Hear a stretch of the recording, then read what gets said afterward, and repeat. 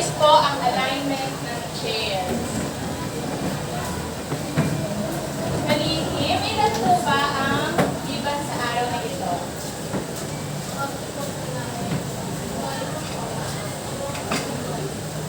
Okay, kinalulungkot ko na marami po ang giban ngayong araw. Ngunit, patuloy po tayo magsaya dahil po marami naman po ang present na handang matuto ngayong araw.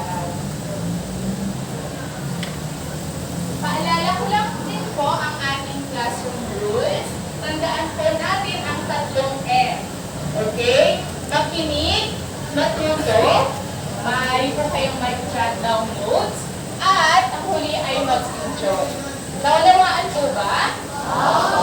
Okay, para po lubusan po tayong matuto habang nagsasaya. Ngayon po, sa pagsisimula ng ating aralin, atin pong tunghayan kung ano pong balita na ito. Japan vows to work with the Philippines, United States, Australia to ensure freedom of navigation in SCS or Scarborough Shoal. So, nangako po ang Japan na makikipagtulungan sa Pilipinas at US, Australia upang patiyak ang kalayaan ng nabigasyon sa West Philippine Sea. So, base po sa inyong nakikitang pamagat, sa tingin ninyo, tungkol saan po ang balita? Tungkol saan po ang balita? Yes, Salve?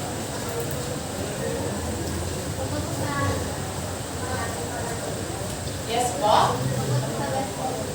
Tungkol sa West Philippine Sea. Isang bagsak nga para kay Salve. Ayan, dito po, ang balita na ito, nagsasabi na nangako po ang Japan, no, na magkaroon ng samahan sa Pilipinas, sa United States at Australia para po makaigting ang patuloy na kalayaan, no, sa paglalayag sa West Philippine Sea. So, ginagawa po ito ng Japan para mapatibay ang regional peace, ang kapayapaan at ang katatagan ng bawat bansa. So, dito po, kung patuloy na binabomba ng tubig ang barko ng Pilipinas, ng China, at patuloy silang nagle-laser pointing. Alam niyo po yung laser pointing? O parang ganito po. Okay? At kung patuloy po yung nagagawa, ay maaari itong magresulta sa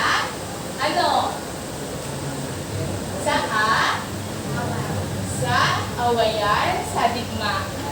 Okay na? Huwag naman sana nating hilingin na mangyari. Okay. Sa layunin, nakakikilala ng leader noong panahon ng ikalawang digmaang pandaigdig. Sa pagtatapos ng ating talakayan ngayon, sana ay meron po kayo nakikilala na leader. Sumunod ay natutukoy ang epekto ng ikalawang digmaang pandaigdig. Ayan, maaari mo bang basahin ang tanong sa harap at sagutan ito? Sino ang gusto? Yes, Yuri Bell. Makibasa muna. Opo.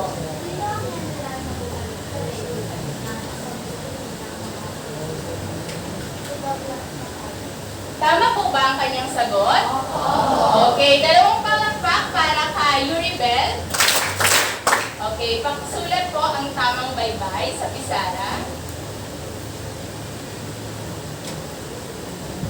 Alam niyo ba na si Douglas MacArthur ay isa pong tagapagtanggol ng gobyerno ng Pilipinas noong panahon ng ikalawang digmaan. At sa tulong niya rin po, ay nakuha po ang pwersa sa Bataan dahil yun po ay control ng Hapon noong ikalawang digmaan. Sa tingin niyo po ba tama ang baybay o spelling? Okay. At tumawag ka ng kaibigan mo na nais kang tulungan sa pagsagot.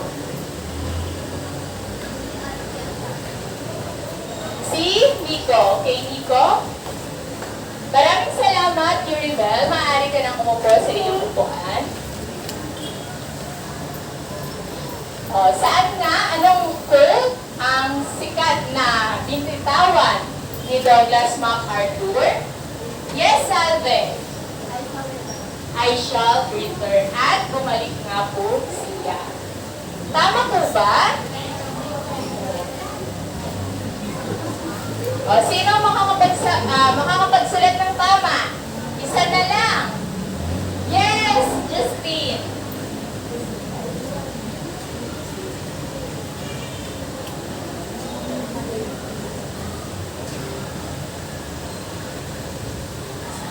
Okay, mahusay. Palakpakan po natin si Justine. Gano'n na rin po ang palakpak para kay Nico. Siya po si Douglas MacArthur. Good job. Ngayon naman po tayo ay maglalaro. Gusto niyo yun? Magsaya lang tayo ngayong araw. Ayan.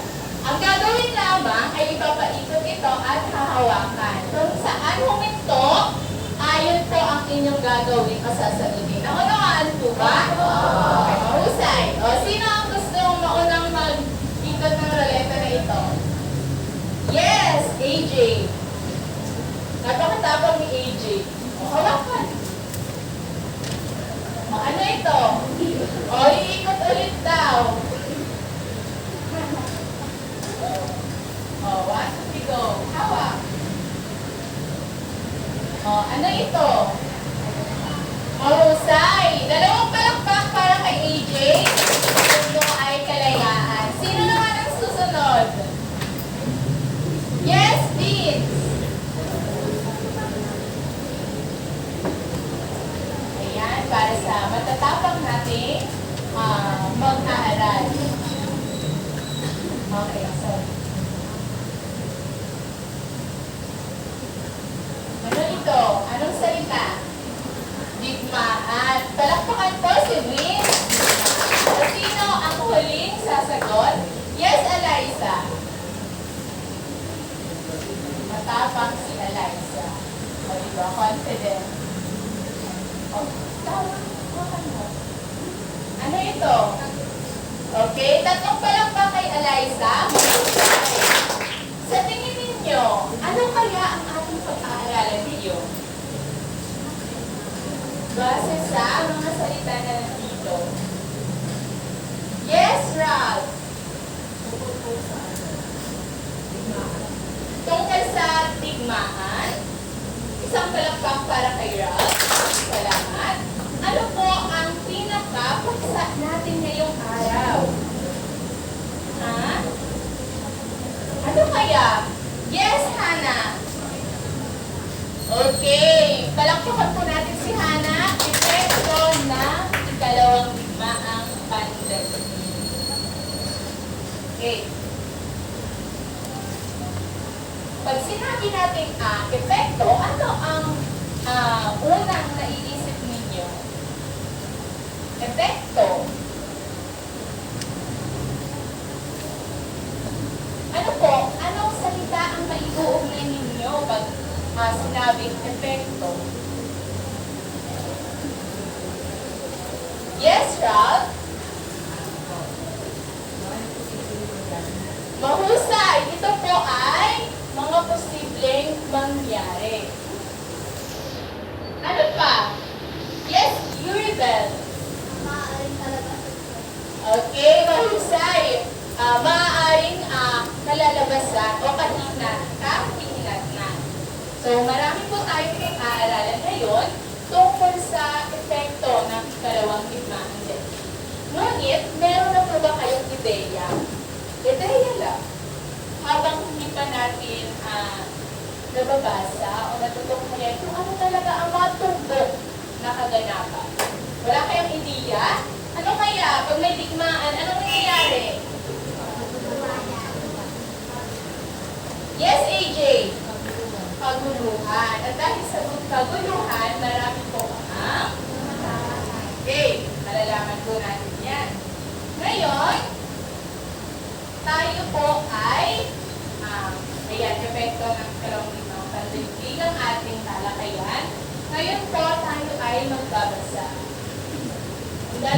kayong magbasa? Okay. Si Ma'am Lab po ay magbibigay sa inyo ng babasahin. Okay? At sasagutan niyo po ang bawat pang-prosesong tanong. Ito po ay may isang puntos kada tamang sagot sa bawat isa. Diyan na rin po kayo magsasagot, ha? O, maglabas po ng ballpen.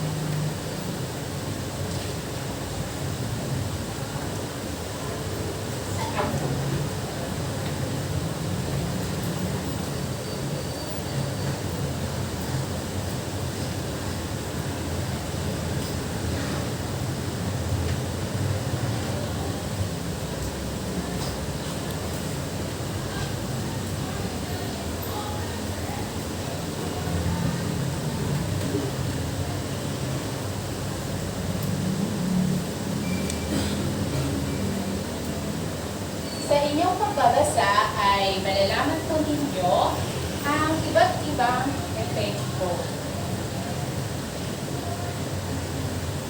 Basahin po at unawain ang bawat pahayag.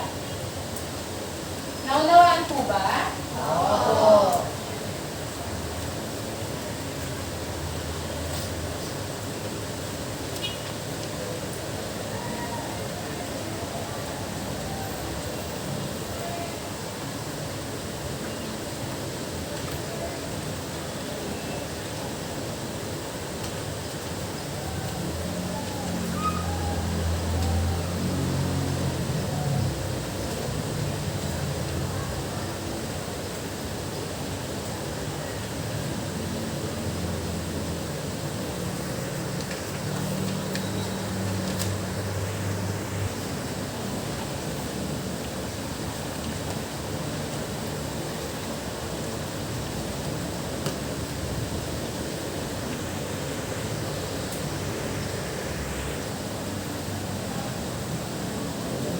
Tapos na po ang lahat.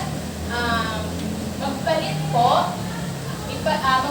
po kayo ng papel sa inyong katabi. Palit po ng papel at atin po iyang chechikan. Okay, sino po ang nais magbasa at magsagot ng unang katanungan? Yes, Vince.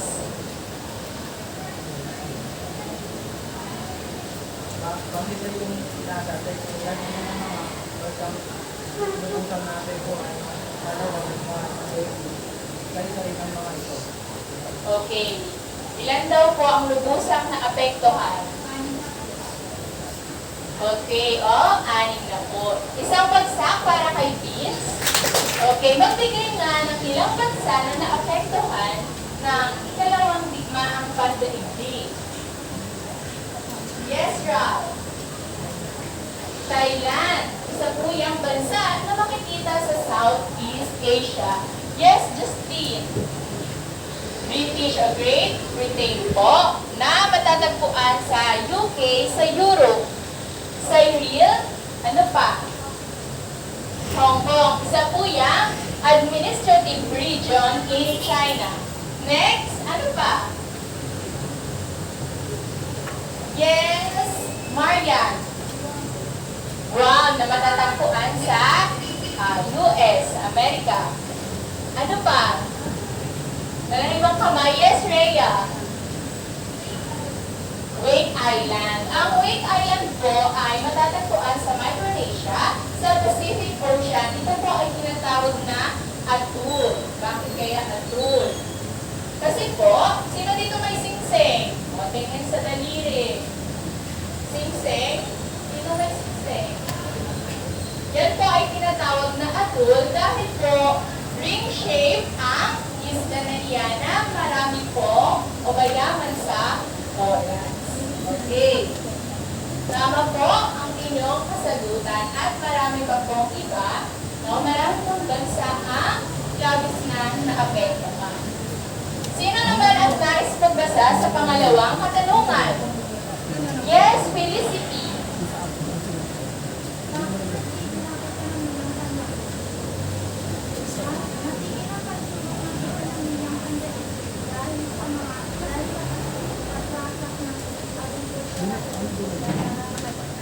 Thank you, sir. Okay, salamat, Felicity. Dalawang bagsak para kay Felicity. Ayan. Pag sinabi po natin ekonomiyang pandaigdig, syempre, ito po ay tumutukoy sa palitan ng kalakal, pagbili ng mga produkto at serbisyo. Next! So, yan po ang mga nawasa. Ang agrikultura, industriya, transportasyon, at pananalapi ng maraming bansa. Okay? So, nung binomba po ang Hiroshima at Nagasaki, alam nyo ba na halos 100,000 po ang namatay. 70,000 sa Hiroshima at 40,000 sa Nagasaki. Di ba po, nakakalungkot, tama po na? So, kapag pa po doon, hindi pa doon kabilang ang mga mamamayan na namatay dahil sa radiation poisoning, yung mga na-injured at dahil po sa sunog. Di ba pag may bomba, shoot, may apoy, yan, namatay po sila sa sunog.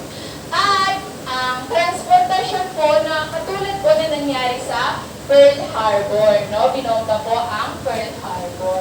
So, marami po ang mga sasakyang pandagat na nasira at nalubog. At halos 2,000 po ang mga namatay. Ganon din, halos 300 ang nasirang mga aeroplano. Okay? So, yan. Sa pananalapi naman po, ang nangyari dyan ay nagkaroon po ng Mickey Mouse Money. Alam niyo po ba yung Mickey Mouse Money? Ito, okay. So, ang Mickey Mouse Money po ay habang po ang gumawa niya. Okay? So, pag sinabi natin Mickey Mouse Money ngayon, ito po ay nagkakatulad natin sa play money. Kasi kung bibili ka po noon ng isang sako na bigas, ang ibabayad mo ay isang sako din na Mickey Mouse Money. So, para po, walang halaga yung salapitan niya. Naunawaan po? Okay. So, pangatlong katanungan. Pakibasa itong sagutan. Wala na ba? Yes, Mary Rose.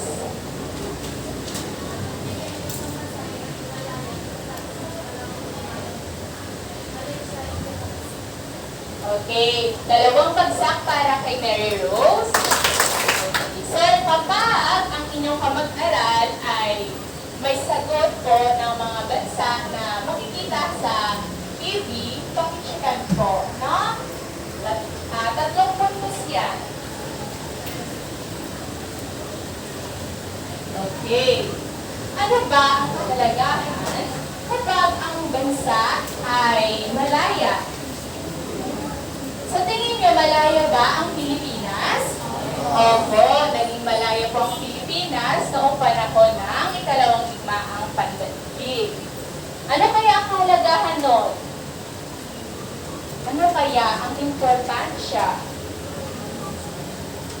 Ma'am, mahalaga na maging malaya tayo dahil,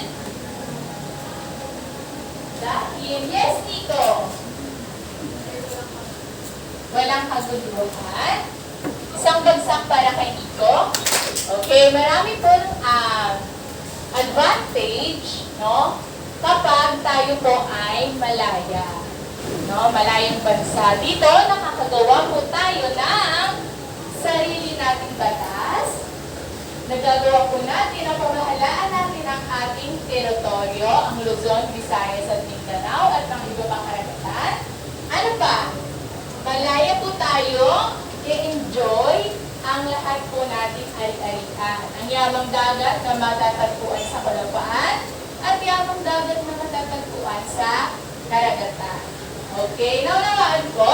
Oo. Mahusay. Palakpakan po ninyo yung mga sarili. Okay, ibalik na po ang papel sa may-ari.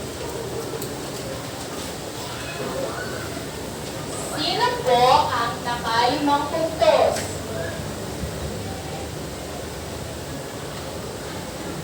Okay, masaya po ako na lahat po kayo o halos lahat sa inyo ay nakalimang puntos. Apat. Apat. Si Arjan. Saan po ang iyong mali? AJ, saan yung mali niya? Sa number 2. Okay. At 3. Wala na. 2, 1. Okay. Palakpakan niyo po ang iyong mga sarili. Pero sulit, pakipasa po ang papel sa gitna at pakipasa sa harap.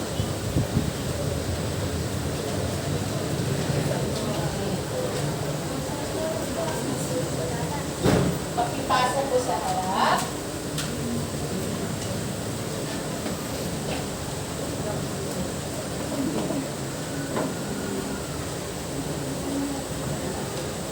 Ngayon ay tutungo po tayo sa ating susunod na gawain. Amin na po.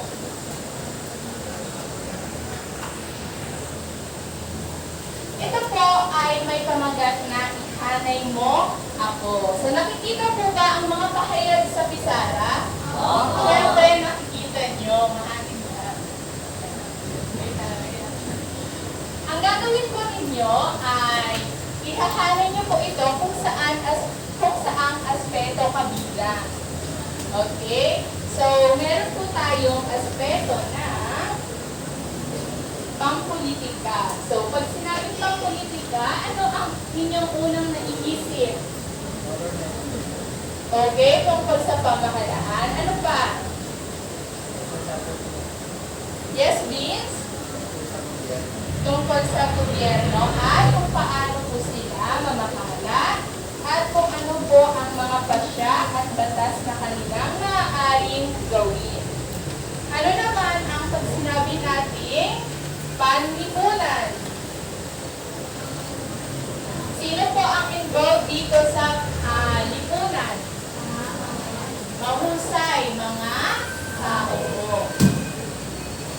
So, ito po ay ang pakikipag-ugnayan ng mga tao o mga mamamayan. At pang-ekonomiya. Anong naiisip nyo pag ekonomiya ang pinag-uusapan? Okay, Ralph, tungkol saan? Tayo po.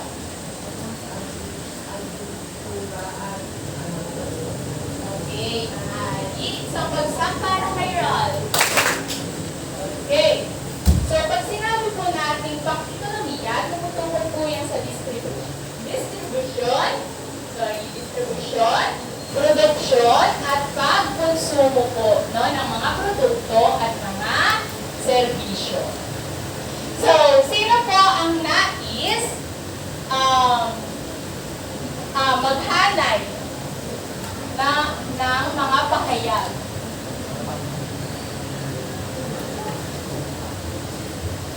Sino po? Wala naman ibang kamay? Kukunin po ang pahayag dito at ililitit doon.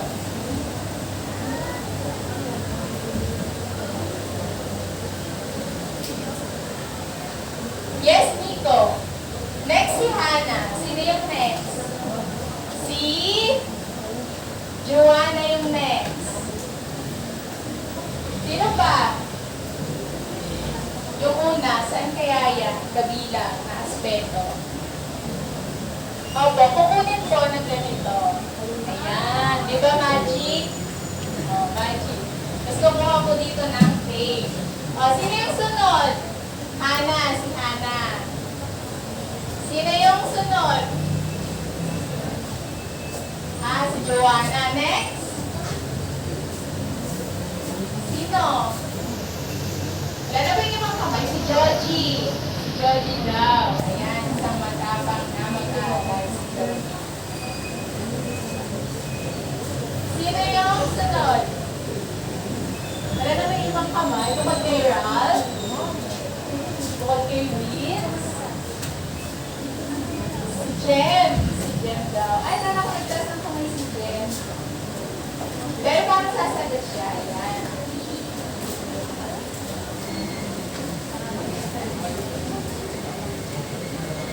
Sino yung last? Wala na bang iba? Oo. Huwag na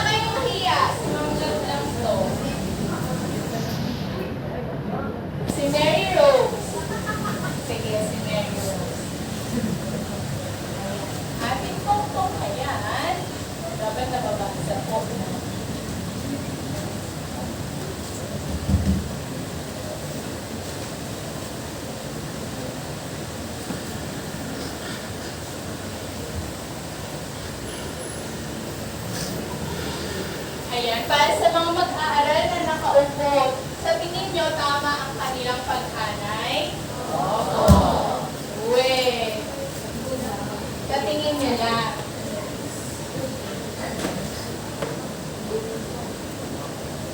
Okay, kapitasan nga po ang mga pahayag na kabilang sa pampolitika. 1, 2, 3, go! Magbigay ng command responsibility. Bumagsak ang pamahalaang binuo ni Hitler, Mussolini at Hirohito. Sa tingin nyo, tama ang pagkahanay? Okay, mahusay po. Tama ang pagkahanay ng mga pahayag. Pag sinabi natin command responsibility, ito po ay tumutukoy sa responsibilidad po ng mga leader at ang kanyang na nasasakupan na magbayad po sa mga pinsala na dulot ng ikalawang digmaan. Naunawaan po ba? Opo, katulad po na ginawa ng bansang Germany. Next, ang pamahalaan po ni Hitler, yan po ay ang Nazi na kung saan marami pong namatay. No, sa concentration camp. No, isa po yung malaking tulungan. Lahat po ng mga nakakulong doon ay mga lumalaban sa kanya, sa kanyang pamamahala, mga refugee, mga kabilang sa mabababa na minority group. Okay? So, pinapahirapan po doon. At dagdag pa sa Holocaust, kasi po, doon ay halos 6 na milyong Europeyong Hudyo ang namatay. Pinasla. Diba? Sa pamahalaan naman po ni Mussolini, yan po ay ang fascismo na kung saan maihahatulad po natin sa pamahalaang pamahalaan na ang diktador po ang may control ng lahat. Katulad po ng mass media, yung pahayagan o yung newspaper at ang itong palabas sa TV, sila po ang may control. At kay Hirohito naman po ang kanyang imperyo. Okay, sa panlipunan, pakibasa po lahat ng babae. Silang ng malalayan ng bansa. Maraming namatay at nasirang ari-arian. Okay. Tama po ba ang paghanay? Okay, mahusay. Mahusay po ang mga nagsagot kanina. Tama ang paghanay. So, marami po ang naging malayang bansa. Kasama na rin diyan ang ating bansang Pilipinas. At marami pong namatay. Naalala niyo po ba yung Death March sa Bataan? Oo. So, kabilang po doon ang pinahirapan po ng Hapon. At ang panghuli pang ekonomiya, pakibasa lahat ng lalaki. Ilang ekonomiya pandaigdig. Nawasak ang pananalapi ng mga bansa. Okay, kasi po ang agrikultura ay importante. No? Importante po ang agrikultura sa pagpapanatili at pagiging mapabuti, no, ang mga mamamayan. Kasi doon po tayo kumukuha ng ating mga makakain. Okay, so dahil din po sa pagkawasak ng industriya at transportasyon, no, at pananalapi ay natigil po ang ekonomiyang pandaigdig. So pag sinabi ko natin industriya, ito po ay tumutukoy sa mga hanap buhay. Katulad na lang ng pagmimina, pagsasaka, pagtutroso at paggamit ng mga modern technology na makikita natin ngayon. Diba po? Ngayon, para sa ating pangprosesong tanong, nalaman na natin ang epekto ng ikalawang digmaang pandaigdig. Nabago po ba ang inyong pananaw tungkol sa digmaan? Diba, pag-aralan natin ang tungkol sa ikalawang digmaang pandaigdig, na rin sa unang digmaan. So, sa una, sa pagtatalakay natin na yon, ang iba sa inyo siguro ay na-amaze o mahanga dahil sa malalakas ang mga bansa, no?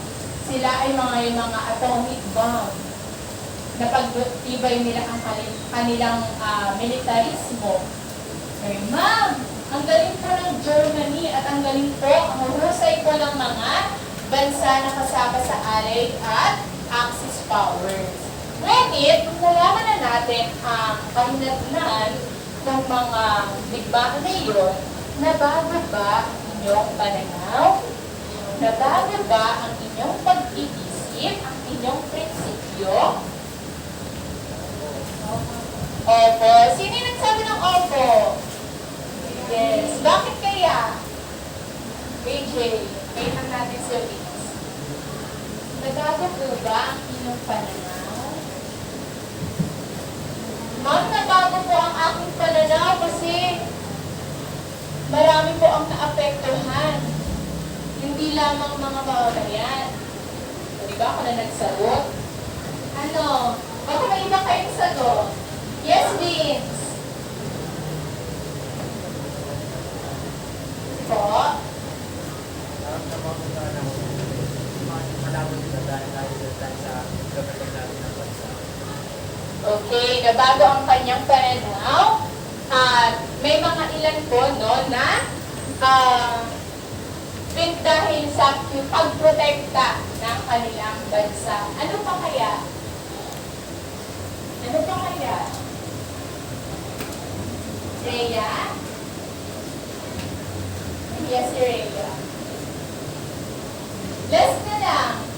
At tutungo na tayo sa ating susunod na gawain. Isang mag-aaral na lang. Nabago po ang aking pananaw lang. Nico?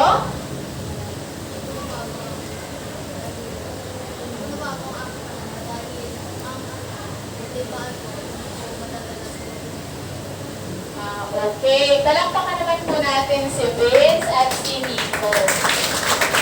Ang kanyang pananaw, una pa lang, ay walang magandang epekto ang digmaan. So, hindi po yun nabago. So, wala po mabuting epekto ang digmaan. Lahat po ito ay paghihirap, no? Sa atin bilang tao at sa ating mga ari-arian, sa kalikasan, di ba po? At sa mga lahat po ng nilikha ng Diyos. Okay. Ngayon naman po ay magkakaroon tayo ng gawain, green flag o red flag. Pero bago yan, ating po panoorin ang maikling video na ito.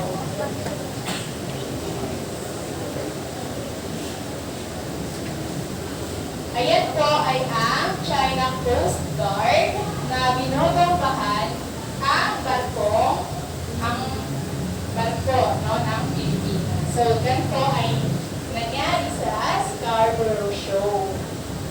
So, 2012 pa lang po ay kinahagaw na ng China yan.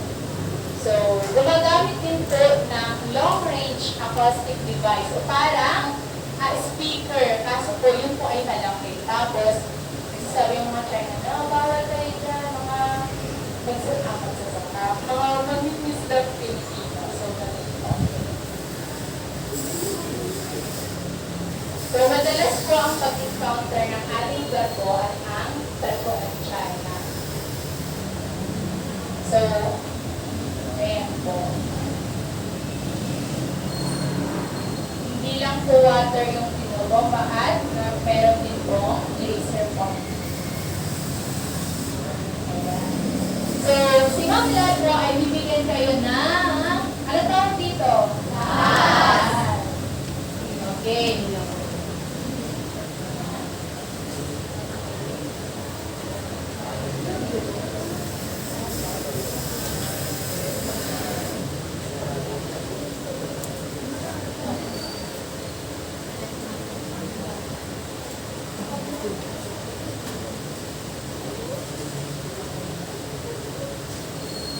So, pag ano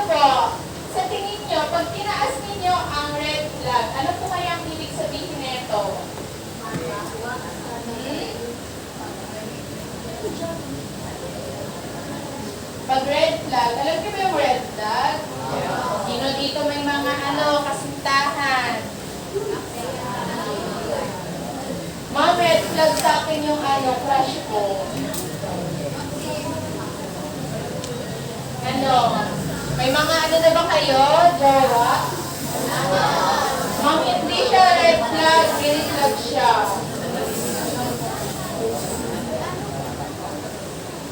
Sige, lahat po ba may flag na?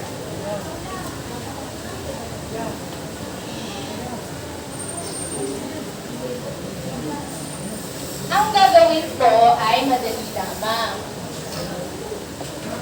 Itataas ang red flag kung kayo po ay sang-ayon sa pahayag. Ay di sang-ayon sa pahayag. Ang green flag ay sang-ayon. Naunawaan po ba? Opo. Okay, pakibasa nga ito.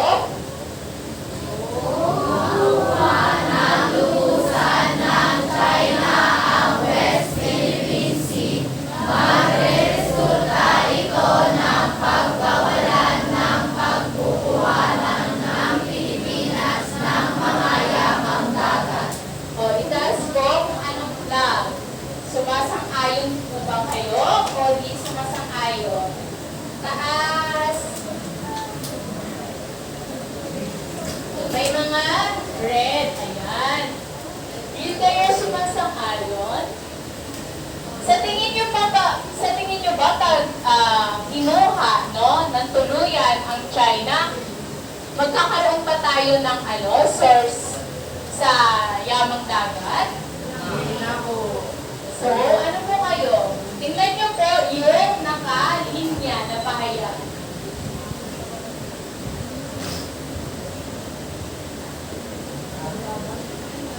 Tama ba na mawawalan ng yamang dagat ang Pilipinas? Hindi po. Sino ay sabi ang hindi? Ma'am, kahit kunin nila ang West Philippine Sea, marami pa pong yamang dagat. Itaas niyo yung flag niyo, huwag kayong mahiya. Ayan. May red, may green. Ang tamang sagot ko ay sumasang-ayon. Pero, di sumasang-ayon daw si Ralph. Bakit Ralph?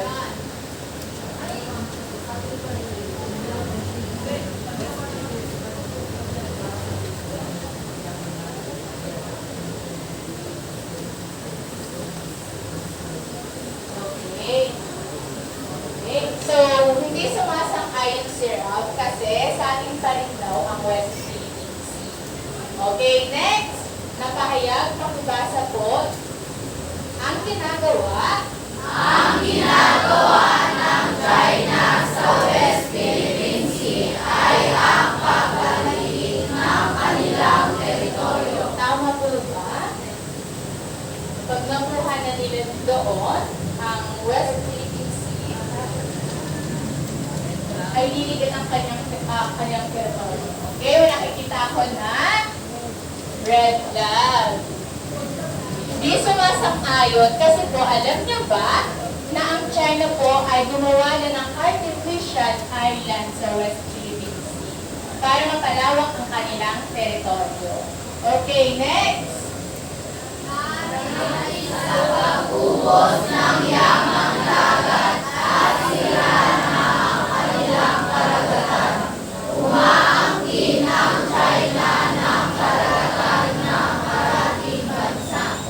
Green flag or red flag? Itaas ang mga kamay. Ay, ang mga kamay ang mga flag. Di kayo sumasang-ayon, pero po, ang tamang sagot ay sumasang-ayon. Kasi po, marami na pong sira na karagatan. Konti na lang ang yamang dagat ng China, kaya sila umaakit ng karagatan ng iba. So, pakibasa po ito.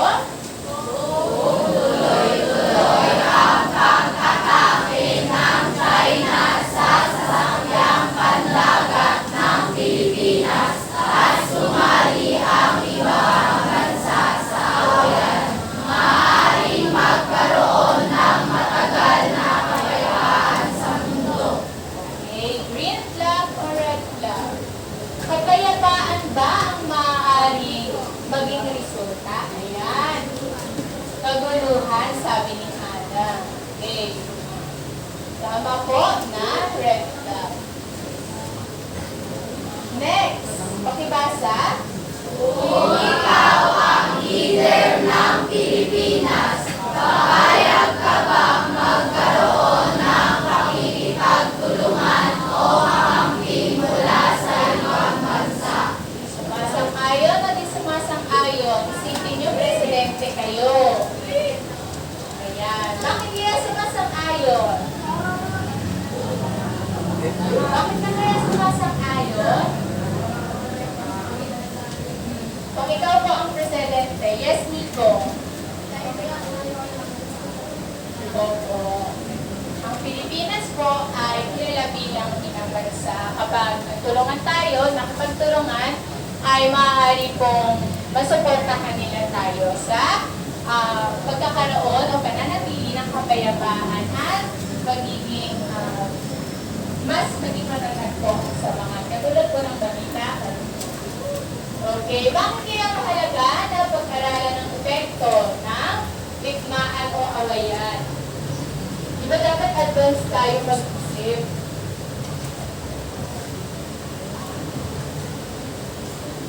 Ma'am, mahalaga na pag-aralan ng epekto dahil po yes, Yuribel.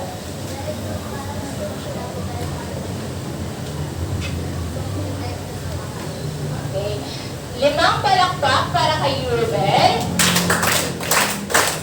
Para tayong mga mamayan ay maging handa. Okay. Pakikuha po ng notebook. Sa likod ng notebook ay sagutan po ito.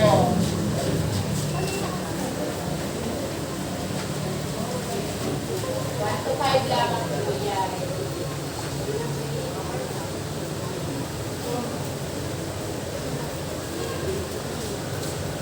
Susulat po ang tama kung wasdo ang pakayag at mali kung hindi wasdo.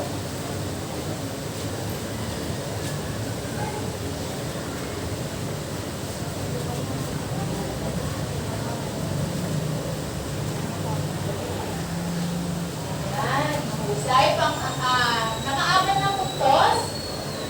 Nakaapat. Saan ka nagkamali, AJ? Sa number 4. Sige, ikaw saan ka nagkamali? Number 5. Ngayon, palakpakan niyo po ang inyong sarili dahil sa wangin. Halos lahat sa inyo ay nakabasa. Balikan po natin ang ating mahiwagang roleta.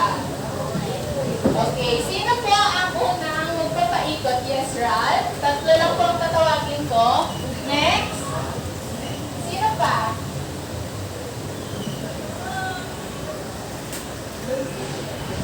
Sabi dito, magpasalamat ka daw sa taong tumulong sa'yo. Kanino ka magpapasalamat? Kay Joji. Okay.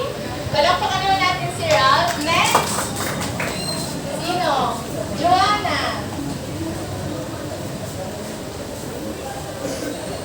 Sige, ikot mo.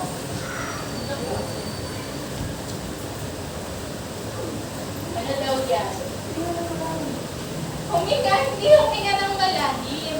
Humingi ng pasensya sa nakaaway. Basta wala kang nakaaway. Behave siya. Okay, last one. Pero sino pa dito may nakaaway sa inyong classmate? Si Dayan. O Dayan, kung ikaw yung nagpaikot nito, kanino ka hihingi ng pasensya? Kay Han. Okay, last student na magpapaikot. Si Hana na daw.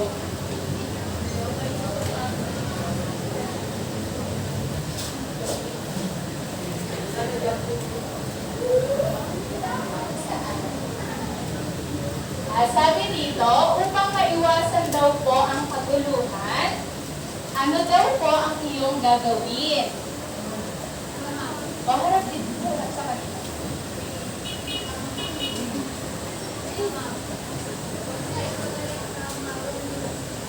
Okay, palakpakan naman natin si Hana. What to tolerate. So, pag mali na ang kanilang gawain bilang presidente si Hana, ay ay itatama niya ito at pinit ko ito. Ngayon, para sa buod, pakibasa nga po ito ng lahat. 1, 2, 3, go! Ang epekto ng ikalawang daigdig ay nagresulta ng pagkasira ng buhay ng tao, kapaligiran at komersyo, at higit sa lahat ay nagsilang ng mga malalayang bansa, kabilang na ang Pilipinas. Okay, yan po ang buod ng ating pinag-aralan. Ngayon, sa conclusion, pakibasa naman po. Ang higmaan o pag-aawayan ay walang mabuting bunga sa sangkatauhan. Ang pagiging malayang bansa ay tanda ng pagkakaisa, katapangan at kayaan ng mga mamamayan. Okay, so yan po ang ating conclusion. Agree ba kayo na walang mabuting na idudulot ang higmaan? Oo. So, pakibasa po kung anong nakalagay sa green flag. Meron pong pahayag. Okay, paglaban ng ating teritoryo. Alam niyo ba na dapat ang sandatahang lakas po ang silang may karapatan. Pero po, tayo din ay merong karapatan, no? Meron po tayong maaaring gawin sa paglalaban, no, ng ating teritoryo. Ang isa po maaari natin gawin ay maging alam natin ang ilang batas. Okay? Katulad po ng Republic Act 3673. So, tumutukoy po ito sa hangganan ng Pilipinas, kung anong hangganan po ng Pilipinas. At marami pa pong iba, katulad na Presidential Decree or na 370. So, sinasabi din po dito na lahat po ng kabilang sa continental shelf ng Pilipinas ay atin po. Naunawaan po ba? Basta naman ang pahayag na nasa red flag. Ano yun, Ralph? Maaari mo bang bahagi tayo? Okay, palakpakan naman natin si Ralph. Walang maaway. Totoo yun. Ano pa? Wala na? So, yun po ang ating pakamagandaan sa ating aralin ngayong araw. May natutunan po ba ang lahat? Okay, maraming salamat, Bereswanin. At dito na nagtatapos ang ating talakayan. Pero, ito pa po, ang ating takdang aralin. Okay, pakibasa nga po. Magsalisik tungkol sa United Nations at magsulat ng